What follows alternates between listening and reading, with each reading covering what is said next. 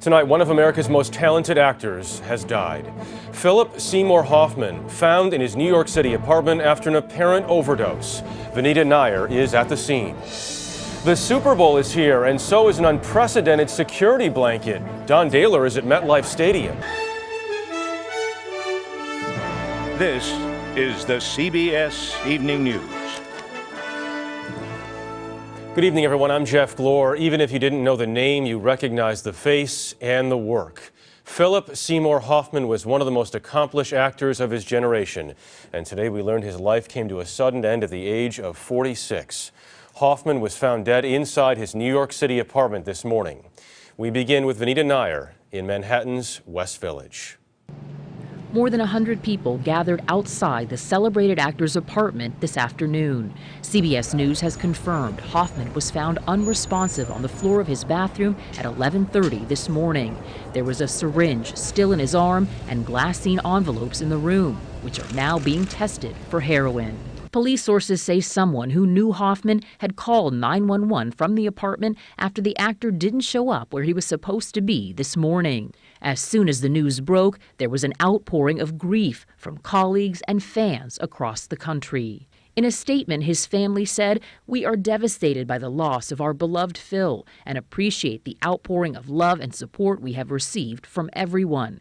This is a tragic and sudden loss." Can I kiss you? Scotty, Please, can I kiss you on the mouth? No! Philip Seymour Hoffman made more than 50 films and had remarkable depth and skill as an actor. Known more for his rumpled and complicated side characters than for being a leading man, he often stole a movie, as he did in the 2000 film Almost Famous. Because we are uncool. No, while women will always be a problem for guys like us. He was Oscar nominated for Best Supporting Actor 3 times, most recently for his standout role in the 2012 film The Master. I am a writer, a doctor, a nuclear physicist, a theoretical philosopher. But above all, I am a man. And won the Best Actor prize for his portrayal of Truman Capote in the 2006 film Capote. But throughout his career, Hoffman was tortured by his struggles with drug addiction. He talked about it openly to Steve Kroft on 60 Minutes in 2006. So this was drugs or alcohol or both? Yes, all that stuff, yeah. It was anything I can get my hands on. Yeah, I liked it all, yeah. And why did you decide to stop? You panicked. It was, I was 22 and I got panicked for my life. It really was. Hoffman had reportedly checked himself into rehab this past May after being sober for 23 years. He shared 3 children with his partner, Mimi O'Donnell, who was a costume designer. As for his work, he had almost finished shooting Mockingjay, the final installment of the Hunger Games trilogy. Jeff, today the studio said they will finish the film. Vanita, thank you very much. We move now to America's biggest sporting event of the year and what may be the most hyped Super Bowl ever. It is the first one in a cold weather climate. Fans have come to New Jersey and New York from across the country, and so has an extraordinary security operation. Don Daler is at the game. For one day only, East Rutherford, New Jersey has become the 6th largest municipality in the state. 80,000 Super Bowl fans, plus thousands more security officers and support staff, now pack the stadium built in a swamp. Many roads lead to MetLife Stadium, but few fans will be on them. Only 12,000 people have parking passes. Let's go, Hawks! The rest are being made to use mass transit. The special NFL buses taking people from Midtown Manhattan are sold out. The 6-mile trip costs $51, the same as bus fare from New York to Washington, D.C. It's a little expensive, but it's worth it. You don't have to drive. We don't have to worry about how we're getting there and how we're getting back. New Jersey Transit added extra trains. The stations added extra security screenings. We rode one such train, packed with excited fans. Well, what do you think about taking a train to the Super Bowl instead of having to drive your own cars? Do you think that's a good thing or is it a pain? It's a good thing. No drunk driver. As with all large events, more people than just football fans show up. New Jersey and New York police are cracking down on prostitution. And earlier this week, we went along with a group of undercover immigration and customs enforcement agents looking for counterfeit memorabilia in Times Square. At last year's Super Bowl, they seized $14 million in fakes and expect to get millions more this year. James Hayes is the special agent in charge. These aren't products that are made by the National Football League or the National Hockey League. These are oftentimes independent merchandisers, smaller merchandisers, and for them, the loss of a few $1,000,000 per year means sometimes going out of business. The game is now underway here. There are dozens of eyes glued to TV screens, but they're not watching the game. They're actually keeping their eyes on hundreds of live video feeds from surveillance cameras all around the area, including a live feed from a helicopter hovering overhead, Jeff, that also contains a sniper and a SWAT team. Don Taylor, thank you very much. There is word tonight that a member of New Jersey Governor Chris Christie's staff who was under subpoena in the bridge controversy resigned on Friday.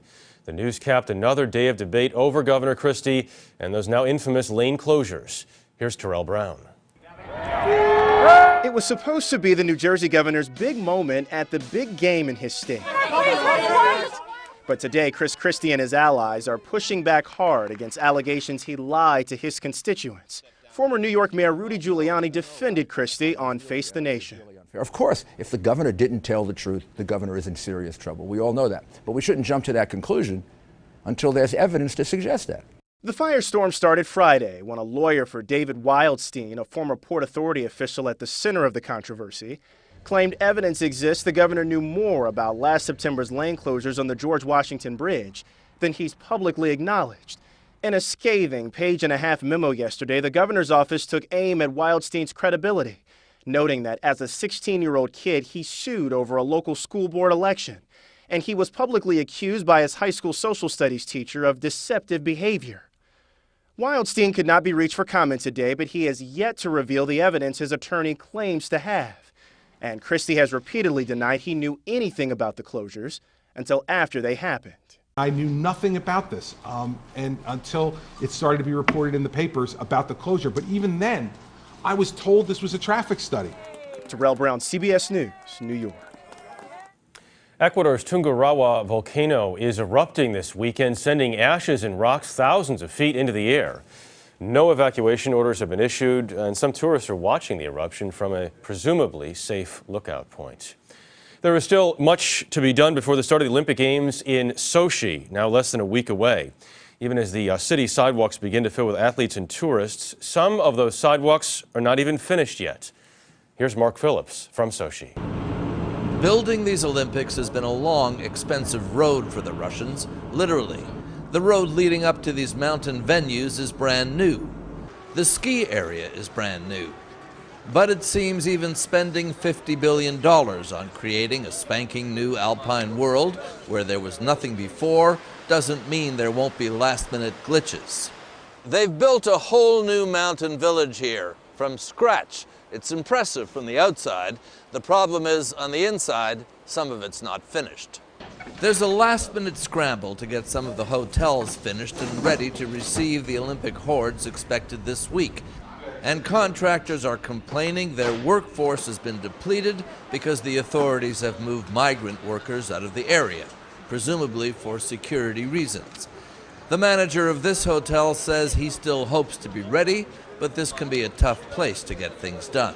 Certainly I have worked in areas where the construction speed was a bit faster than here, but at the end of the day we have reached our target to be ready for the Games. Then again, he had originally hoped to open last month. The bigger problem may be how to keep all these hotels full after the Games, when all the Olympic fireworks, which they've been rehearsing, are over. Mark Phillips, CBS News, Sochi. 3 people are dead in Florida tonight after a woman backed her SUV into a group of pedestrians outside a church service. It happened at a country club south of Tampa. 5 others were hospitalized. Afterwards, the woman's car came to rest in a nearby lake. Police say it was likely an accident. Wet winter weather is creating dangerous road conditions in Oklahoma, leading to several wrecks. On Tuesday, multiple storms could pile up snow in the Plains states. Later here, a new view of Felix Baumgartner's fall to earth.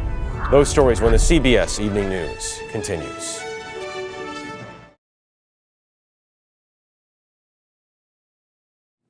There is a new view of a spectacular fall This is video taken by a camera attached to the helmet of Felix Baumgartner as he fell to earth in 2012, reaching speeds of more than 800 miles an hour. He became the first man to break the sound barrier in free fall. The images are part of a Super Bowl ad for GoPro, the company that made the camera. Groundhog Day has been a little bit rough this year. In Pennsylvania, Punxsutawney Phil performed his duties like a pro.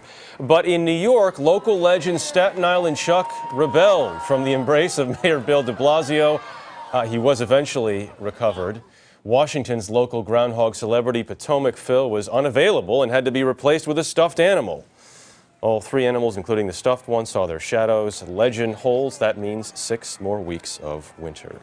That is the CBS Evening News tonight. Later on CBS 60 Minutes. I'm Jeff Glor, CBS News in New York. Scott Pelley will be here tomorrow. Good night.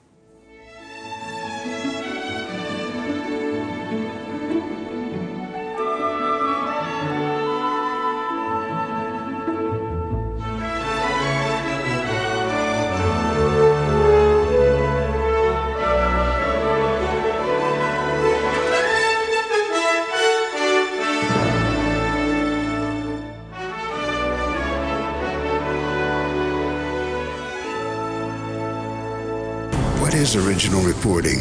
It's finding your own facts, seeing them firsthand. It's what we do at CBS News every day of the week. But hey, it's not like we invented original reporting on television. Oh wait, yes we did. This is 60 Minutes. CBS News, original reporting.